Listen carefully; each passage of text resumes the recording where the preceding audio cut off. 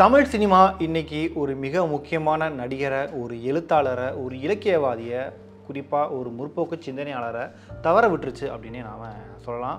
பழம்பெரும் நடிகர் ராஜேஷ் அவர்கள் இன்னைக்கு உடல்நலக்குறைவால் காலமாகிறாரு. அவருக்கு வயது 75.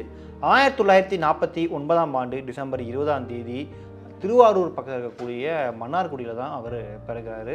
அவர் படித்தது எல்லாம் பார்த்தீங்க அப்படின்னா திண்டுக்கல், வடமதுரை இந்த பகுதிகளில் தான் அவர் படிக்கிறாரு. காலேஜ் பியூசி வந்து அழகப்பா கல்லூரியில், காரைக்குடியில் இருக்கக்கூடிய அழகப்பா கல்லூரியில் படிக்கிறாரு.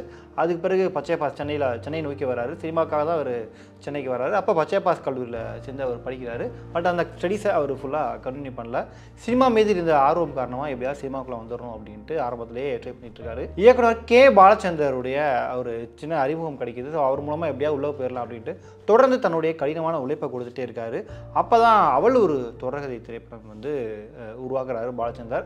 அப்போ அதில் எல்லாருக்குமே தெரியும் கமல்ஹாசனுடைய ஒரு போர்ஷன் வந்து ஆக்சுவலாக அந்த கேரக்டர் முதல்ல இவர் தான் பண்ண வேண்டியதான். பட் சில பல காரணங்களால் கமல் வந்த பிறகு அதை கமல் வெட்ரா பண்ணிட்டாரு. அதனால் இவர் அந்த கேரக்டர் பண்ண முடியல. பட் அதே படத்தில் சின்னதாக ஒரு ரோல் அவர் பண்ணியிருப்பார். ஸோ அப்படி தான் அவர் சினிமாக்குள்ளே அறிமுகமாகிறாரு. 1974 அந்த அவள் ஒரு தொடர்கதை படம் ரிலீஸ் ஆகுது. அது ஒரு சின்ன கேரக்டரில் வராரு. அதுக்கு பிறகு 1979 கன்னி பருவத்திலே திரைப்படத்தில் இவர் ஹீரோவாக அறிமுகமாகிறாரு. அந்த படத்தில் இவருக்கு ஜோடியாக வடிவுக்கரசி தான் நடிச்சிருந்திருப்பாங்க.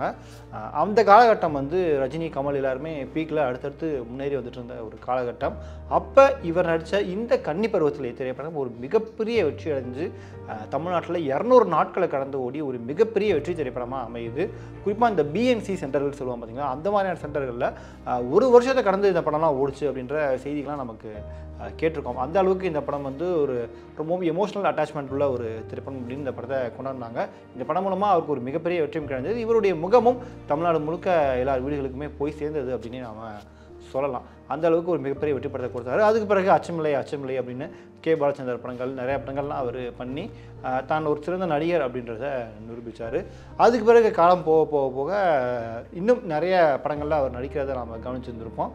குறிப்பாக சினிமாவில் இருக்கும்போது சினிமா மட்டும் நம்பி இல்லாமல் நிறைய விஷயங்களில் ஆர்வமுக்கு வந்து அவர் பண்ணிகிட்டு இருந்தார். ரியல் எஸ்டேட்லேயுமே அவருக்கு ஆர்வம் அதிகம். குறிப்பாக அவருக்கு அரசியல்லையுமே ஒரு ஆர்வம் அதிகம். அப்போ ஆட்சியில் இருந்த முதலமைச்சர் எம்ஜிஆருடைய ஆட்சி காலத்தில் இவர் எம்ஜிஆர் மீது ரொம்பவும் பற்று இருந்தார். ஏன்னா அப்போ சினிமாவில் இருக்கக்கூடிய பலருமே எம்ஜிஆர் அவர்களுக்கு ரொம்பவும் பிடிச்ச ஒருவராக இருந்தாங்க. அந்த மாதிரி தான் இவருமே இருந்தார். குறிப்பாக இவர் கேகே நகரில் ஒரு மிகப்பெரிய பங்களாவை கட்டி அதை சினிமா ஷூட்டிங் நடத்துறதுக்கு வாடகைக்கெலாம் விட்டுருந்தார். அதை வீட்டை திறந்து வச்சது யாருன்னு பார்த்தீங்கன்னா, அப்போ ஆட்சியில் இருந்த முதலமைச்சர் எம்ஜிஆர் அவர்கள் தான் அந்த வீட்டையும் வந்து திறந்து வச்சார். அந்த வீட்லேயுமே தமிழ், தெலுங்கு, கன்னடம் அப்படின்ட்டு நிறைய மொழிகளில் இருந்து அந்த ஷூட்டிங் வந்து அங்கே நடந்திருக்கு. பட் 90களுக்கு பிறகு வந்து சில பல பிரச்சனைகள் காரணமாக அந்த வீட்டையும் அவர் வித்துட்டார். ரியல் எஸ்டேட்லேயுமே இவருக்கு ஆர்வம் அதிகமாகி ரியல் எஸ்டேட்லேயுமே இறங்க ஆரம்பிச்சிட்டாரு. குறிப்பாக இவருடைய அரசியல் பற்றி, அதாவது அரசியலுக்குமே இவருக்கு சம்மந்தம் இருக்குது. எம்ஜிஆர் மீது கொண்ட அந்த விசுவாசம் காரணமாக ஏடிஎம்கேவை சப்போர்ட் பண்ணிட்டு இருந்தார். பட் எம்ஜிஆர் இறந்த பிறகு அந்த கட்சி ஜானகி தலைமையில் ஒரு கட்சியாகவும், இன்னொரு பக்கம் ஜெயலலிதா தலைமையில் ஒரு கட்சியாகவும் இருந்தது. இது அப்போ தமிழ்நாட்டில் கூடிய பிரபலங்கள் வந்து 2 பேருக்குமே மாறுமே சப்போர்ட் பண்ணிட்டு இருந்தாங்க. அப்போ இவர் எம்ஜிஆர் மீது கொண்ட அந்த பாசம் காரணமாக ஜானகி அணியிலிருந்து அவங்களுக்கு சப்போர்ட் பண்ணிட்டு இருந்தாங்க. குறிப்பாக இவர் அந்த சமயத்தில் திமுக விமர்சனம் பண்ணதை விட அதிக அளவு ஜெயலலிதா மீது விமர்சனங்களை முன் வச்சிருந்தார். ரொம்பவும் தைரியமாக அதை வச்சிருந்தார். ஏன்னா ஒரே இண்டஸ்ட்ரியில் 2 பேருமே இருந்தாலுமே இவர் ஜானகிக்கு தான் சப்போர்ட் பண்ணியிருந்தார். ஜெயலலிதாவை ரொம்பவும் எதிர்த்திருந்தார். அதுக்கு பிறகு ஜெயலலிதா ஆட்சிக்கு வரவுமே கொஞ்சம் ஒதுங்கி இருந்தார். பட் திராவிட சிந்தனையாளர் அப்படிங்கிறதுனால திமுக கலைஞர் மீதும் இவருக்கு ரொம்ப ஆர்வம் அதிகம். இவருடைய கல்யாணத்தையே வந்து கலைஞர் தான் வந்து நடத்தி வச்சார். அந்த அளவுக்கு கலைஞர் மீதான ஒரு பாசமும் இவருக்கு இருந்தது. தொடர்ந்து திமுகவுக்கு ஆதரவாகவும் இந்த விஷயங்கள் அவர் பண்ணியிருக்காரு. ஒரு முற்போக்கு சிந்தனையாளர் அப்படிங்கிறதுனால அவர் திமுகவோட ஒரு சின்ன டச்சிலேயே இருந்துட்டு இருந்தார் ஆரம்பத்தில். இப்போ கூட அவருடைய வீட்டில் நீங்கள் பார்க்கலாம், அதில் முதல்வர் ஸ்டாலினுடைய புகைப்படம் வந்து இடம்பெற்றிருக்கும். இன்னொரு பக்கம் தமிழ் சினிமாவில் இருக்கக்கூடிய முக்கியமான பெரிய நடிகர்கள் கூடயும் இவர் நல்ல ஒரு டச்சில், நல்ல ஒரு நட்போடு தான் இருந்துட்டு இருக்காரு.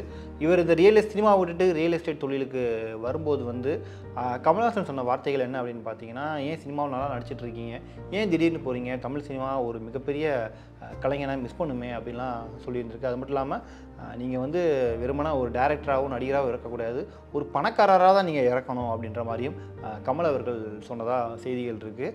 அதே மாதிரி ராஜேஷ் அவர்களுக்கு இன்னொரு ஆசை என்ன அப்படின்னு பார்த்தீங்கன்னா, கமல் வச்சு ஒரு படத்தை டைரக்ட் பண்ணணும் அப்படிங்கிறது தான் இவருடைய ஆசை. நடிகர் பார்த்திபன் கூட இன்னைக்கு திரும்பவும் வந்து ஒரு விஷயத்த சொல்லியிருப்பாரு. எஸ்வி சேகரும் ஒரு பேட்டியில் சொல்லியிருப்பாரு. ஏன்னா அந்தளவுக்கு இவரை கமலுக்கு வந்து இவரை பிடிக்கும். ஸோ கமலை வச்சு எப்படியாவது நம்ம ஒரு படம் டைரக்ட் பண்ணிடணும் அப்படிங்கிறது இவருடைய ஆசையாகவே இருந்தது. பட் அந்த ஒரு ஆசை அவருக்கு நிறைவேறல.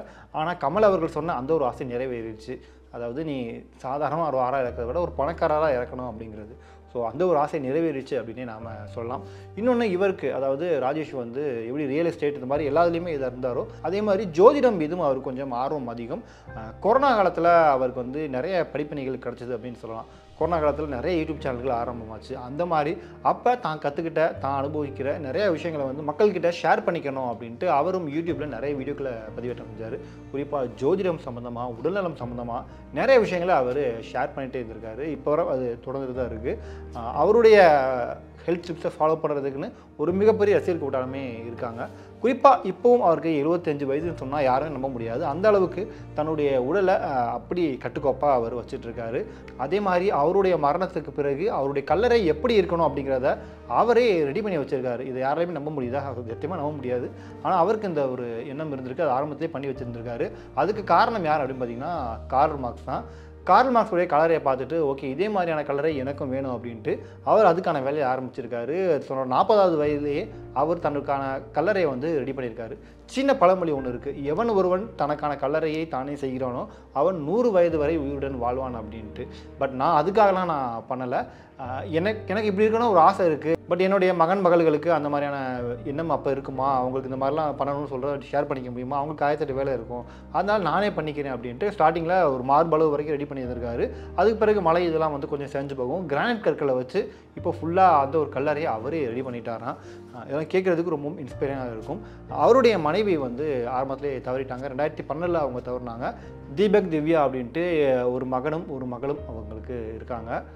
ரொம்பவும் ஆரோக்கியமாக வாழ்ந்துட்டு இருந்த ஒரு மனிதர். யாருமே இவருடைய மரணத்தை வந்து ஏற்றுக்கவே முடியல. அந்தளவுக்கு ஒரு மிக முக்கியமான இழப்பாக இது பார்க்கப்படுது. 150 திரைப்படங்களுக்கு மேலே நடிச்சிருக்காரு. அது மட்டும் இல்லாமல் மலையாள நடிகர் முரளி வந்து தமிழில் நிறைய படங்கள் நடிச்சிருக்காரு. டும் டும், மஜா, உள்ளம் கேட்குமே, ராம் போன்ற படங்களில் இவர் தான் அவருக்கு டப்பிங் பேசியிருப்பார். அதே மாதிரி சின்ன திரையிலுமே அவர் முத்திரையை வச்சிருக்காரு. ரோஜா அப்படின்ற சீரியலில் டைகர் மாணிக்கம் அப்படின்ற கதாபாத்திரம், அது மாதிரி நிறைய சீரியல்லையுமே நடிச்சிருந்திருக்காரு. ரீசெண்டாக நிறைய முக்கியமான படங்களையும் அவர் நடிச்சிருந்ததை நாம் பார்த்துருந்துருப்போம். சர்க்கார் ஆகட்டும், அதுக்கு பிறகு விஜயினுடைய மாஸ்டர் திரைப்படம், விஜய் சேதுபதியுடைய தர்மதுரை, அதில் ஒரு டாக்டர் கேரக்டர் பண்ணியிருந்திருப்பார். ரொம்பவே நல்லாவே அந்த ஒரு கேரக்டரை பண்ணியிருப்பார். அதே மாதிரி கடைசியாக அவர் நடித்த படம் பார்த்திங்கன்னா அதுவும் விஜய் சேதுபதி கூட மெரி கிறிஸ்மஸ் திரைப்படம் தான். ஸோ 150க்கும் மேற்பட்ட திரைப்படங்களை நடித்து தமிழ் சினிமாவில் ஒரு மிக முக்கியமான ஆளாக ஜொலிச்சிட்டு இருந்தவர் இன்றைக்கி உடல்நலக் குறைவு காரணமாக, லோ பிபி காரணமாக அவர் இயற்கை எழுதியிருக்காரு. ஸோ அவருடைய ஆன்மா சாந்தி அடையணும் அப்படின்னு இந்த ஒரு நேரத்தில் நம்ம வேண்டிக்கலாம். குறிப்பாக அவர் நடித்த படங்களில் உங்களுக்கு ரொம்பவும் பிடிச்ச திரைப்படம் என்ன, அவர்கிட்ட இருந்து நீங்கள் கற்றுக்கிட்ட விஷயம் என்ன அப்படின்ற உங்களுடைய கருத்துக்களை மறக்காமல் கீழே